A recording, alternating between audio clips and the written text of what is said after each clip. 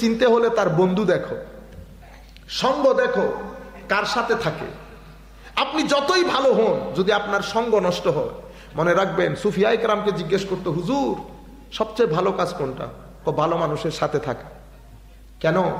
ভালো মানুষের সাথে থাকলে সুহবত মানুষের উপর ওভাবে তাসির করে যেভাবে আবহাওয়া মানুষের শরীরের উপর তাসির করে।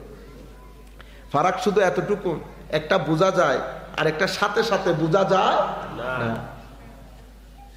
কখন আপনি মসজিদে ঢুকে গেছেন আপনি বুঝতেও পারেন নাই। কেন? ও বন্ধুরা নামাজ পড়ে, বন্ধুরা নামাজ পড়ে।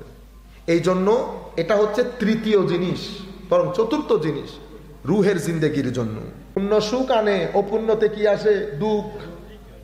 অপুণ্যতে দুঃখ। আপনি অতটুকুন জিনিস আনেন যতটুকুন দুঃখ আপনি অ্যাফোর্ড করতে পারবেন। আপনি যদি অতটুকু করেন, ওই জিনিস আনিয়েন না। হারাম, আল্লাহ যেটা হারাম করেছেন ওইটা ঘরে ঢুকাইয়েন না। ওইটা আপনার জীবনকে বরবাদ করবে, আপনার পারিবারিক শান্তি নষ্ট করবে, স্বামী স্ত্রীর শান্তি নষ্ট করবে, অস্থিরতা দেখা দেবে। আপনারা মনে করছেন দূর এগুলা কবরের মধ্যে গেলে হয় হয় না, কবর না, কবর পরে, আগের দুনিয়া। এটার মধ্যে আগুন যেটা জ্বলবে সেই আগুনে আপনি নিজেকে অ্যাফোর্ড করতে পারবেন না। ওয়ামাই ইয়ামাল সুআন ইউজযা বিহি। আপনি এখান থেকে হিসাব নিকাশ করে তারপরে কবরে যাইতে হবে।